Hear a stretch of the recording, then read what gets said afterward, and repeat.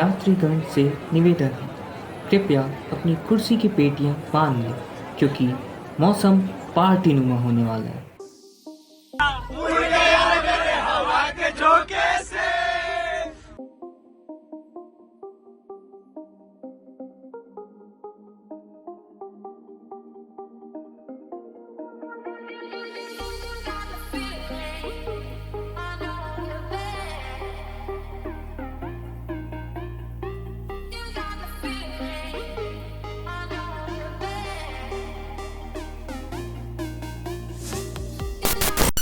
पर ये तो अंत था, शुरुआत से शुरू करो।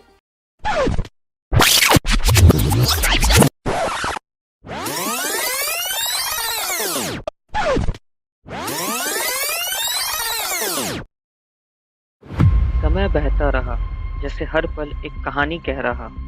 हम जिंदगी जी रहे थे और इस कैंपस के हर कोने में कुछ यादें सजो रहे थे। कभी कलम से निकली कविता के रूप में, कभी इंसान को जगाते हुए नुक्कड़।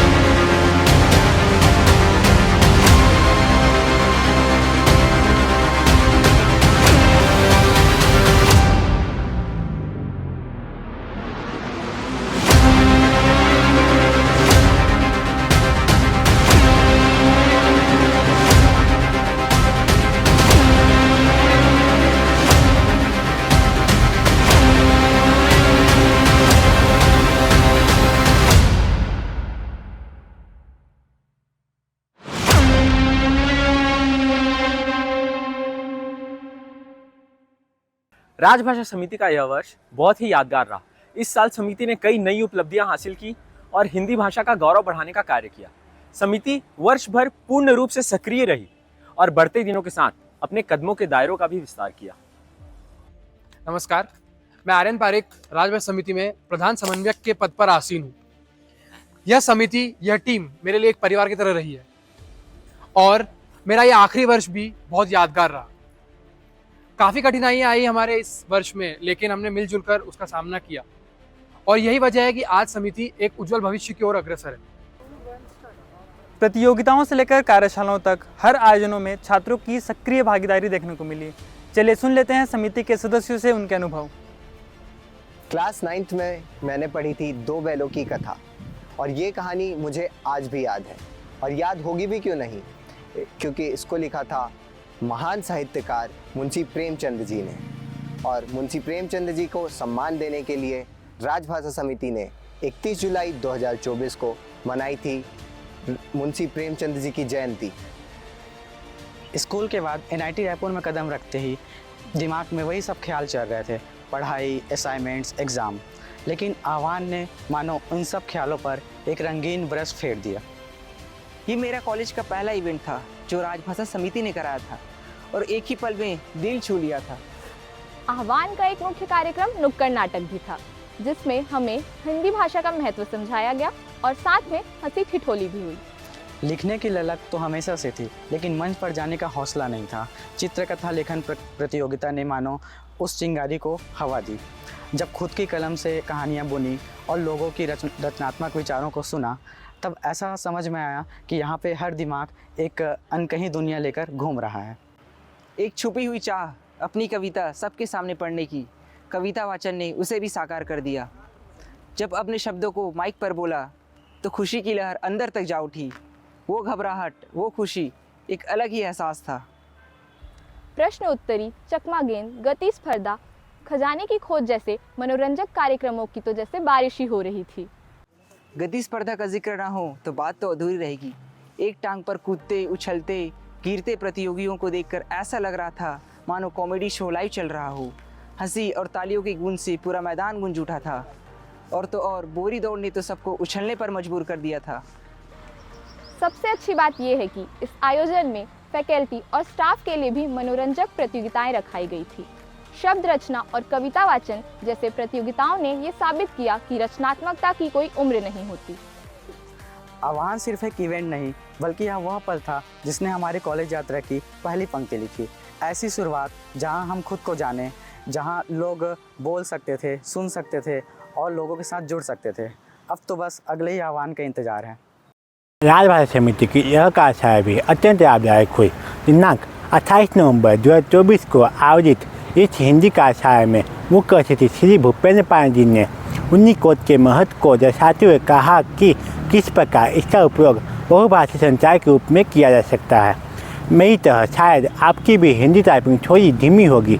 इसका उपाय बताते हुए उन्होंने स्पीड ट्रैकर जैसी उपयोगी उपकरणों का प्रदर्शन किया और जिससे कई घंटों का काम कुछ मिनटों में हो जाता है। हिंदी को शासकीय एवं तकनीकी रूप में परिचित किया गया और प्रतिभागियों को इसके लिए प्रेरित किया गया। मुझे हमेशा से ही हिंदी, साहित्य और संस्कृति में रुचि रही है। इंजीनियरिंग कॉलेज में आकर इन सब का माहौल मिलेगा ऐसा तो मैंने सोचा ही नहीं था, पर मेरी खुशी का ठिकाना ना रहा जब मुझे यह पता चला कि राजभाषा समिति हम फर्स्ट ईयर्स को भी अपनी टीम का हिस्सा बनाने को मौका दे रही है। कठिन इंटरव्यू के बाद लेखन, मीडिया, प्रचार, वेद, प्रबंधन आदि विभिन्न विभागों में प्रत्येक वर्ष से छात्रों ने प्रवेश कर समिति और कॉलेज को एक नए उत्साह से भर दिया। हमारे पहले ओरिएंटेशन प्रोग्राम में हमें समिति के विभिन्न कार्यों के बारे में बताया गया और रुचि अनुसार अलग अलग प्रोजेक्ट्स का हिस्सा बनाया गया, जिसमें हमें अपने अनुभवी सीनियर से बहुत कुछ सीखने को मिला। हर इंसान के अंदर एक एक्टर छुपा हुआ होता है, लेकिन हर किसी को वो स्टेज नहीं मिलता जहां वो अपना टैलेंट दिखा सके। राजभाषा समिति ने हर उस इंसान को स्टेज प्रदान किया जिसके अंदर टैलेंट तो था, परंतु उसे कभी भी अपना टैलेंट दिखाने के लिए स्टेज नहीं मिला। गूंज प्रतियोगिता के माध्यम से सदस्यों को अपनी प्रतिभा दिखाने का एक अवसर मिला। जब हमने पहली बार दर्शकों की आंखों में देखा तो ना हमें सफलता की चिंता थी, ना असफलता का डर था, बस थी तो एक आशा कि हम अब समाज में जागरूकता फैला सकें। हम चलते जाते हैं, कारवां बढ़ते जाता है। राजभाषा समिति का कारवां चलते चलते अब आ पहुंचा अपने दूसरे महत्वपूर्ण आयोजन मातृभाषा महोत्सव की तरफ। ऑनलाइन माध्यम का कमाल देखिए, मातृभाषा महोत्सव जिसमें प्रश्न मंच, सिनेमावाद और शायरीनामा जैसी प्रतियोगिताओं में देश भर से लोगों ने भाग लिया। सिनेमावाद में लोगों ने अपनी रचनात्मकता के बूते कहीं बसंती को कालिया और कहीं कालिया को बसंती बना दिया। कहीं शायरी के माध्यम से प्यार का इजहार हुआ तो कहीं प्रकृति की छटा बिखरी। प्रश्न मंच ने तो ज्ञान और गति दोनों की परीक्षा ले ली। वास्तव में यह महोत्सव मातृभाषा के प्रति प्रेम, जुड़ाव और रचनात्मकता का अद्भुत संगम बना। इस सत्र की आखिरी कार्यशाला तो और भी यादगार रही। आज के इस आधुनिक युग में मानो जहां लोग अंग्रेजी के पीछे भाग रहे हैं, इस कार्यशाला के माध्यम से मैंने हिंदी के महत्व को समझा। श्री अभिषेक प्रकाश जी ने हिंदी की भूमिका और हिंदी के भविष्य पर प्रकाश डाला। इसके साथ ही राजभाषा अधिनियम 1963 की जानकारी दी। जैसा कि हम सभी जानते हैं कि इस आधुनिक युग में AI का बोलबाला है। इस कार्यशाला के माध्यम से यह भी बताया गया कि AI का यूज करके कैसे हम हिंदी को तकनीकी रूप से बेहतर बना सकते हैं। मैंने अस्मिता पत्रिका के पहले संस्करण को पढ़ा तो मानो ऐसा लगा कि शब्दों ने उड़ान भर ली हो। हर एक शब्द बहुत ही सुंदरता से लिखा गया था और इसलिए मैं बस इतना ही कहना चाहूँगा, जन्मे जहाँ शब्दों की स्मिता, ऐसी पत्रिका है हमारी अस्मिता। बिल्कुल, इस पत्रिका ने हॉस्टल के 4 दीवारों में सिमटे कई सोच विचारों को उभरने का मौका दिया है। सबने अपने जज्बात खुल के लिखे हैं और कॉलेज के सामने रखे हैं। फिर चाहे वो कविताओं की उड़ान हो, तर्क भरे लेख हो या फिर पुराने इवेंट्स की यादें हो, सबने मिलके इस पत्रिका को एक नया आयाम दिया है। और जब इसका विमोचन श्री कैलाश वनवासी जी और अंजन कुमार जी के द्वारा हुआ तो वह पल बहुत ही खास बन गया। इस अवसर पर उन्होंने अपने प्रेरणादायक सोच से हम सभी को अवगत कराया। आज का युग डिजिटल युग है। ऐसे में राजभाषा समिति को डिजिटल दुनिया में हस्ताक्षर करने में मदद की इंस्टाग्राम, फेसबुक और यूट्यूब। सिर्फ मदद ही नहीं, यह वो प्लेटफॉर्म है जिन्होंने राजभाषा समिति का कार्य वर्ष भर किसी न किसी रूप में जीवंत भी रखा। आधुनिक युग की राह पर चलते हुए राजभाषा समिति ने इंस्टाग्राम के माध्यम से अपनी पहुंच जन जन तक बढ़ाई। कभी काव्यों की कुछ अनकही पंक्तियां सुनने को मिली तो कभी भारत रत्नों की गाथाओं से प्रेरित हो उठा मन। कभी कभी प्रेरणादायक पोस्ट को देखकर तन मन में ऊर्जा भर गई तो कभी त्योहारों में आई बधाई और सूचनाओं ने दिल को छू लिया। धीरे धीरे जाना कि एक रील या पोस्ट के पीछे सिर्फ एक चेहरा नहीं होता, बल्कि होती है सोच, समर्पण और एक टीम की निस्वार्थ मेहनत। और इस यात्रा ने हमें सिखाई डिज़ाइन की बारीकियाँ, वीडियो एडिटिंग कला और लेखन की गहराई। फिर एक ख्वाब देखा, क्यों न इस सफ़र को आगे तक लेके जाया जाए। यही सोचकर शुरू किया गया हमारा YouTube चैनल, जहां पर मिला हमें ढेर सारा स्नेह और समर्थन। और सिर्फ YouTube पर ही नहीं, हम Facebook पर भी हैं, जहां हर एक पोस्ट, हर एक शब्द एक ही कोशिश पे है, हमारी भाषा का कुनबा बड़ा करना।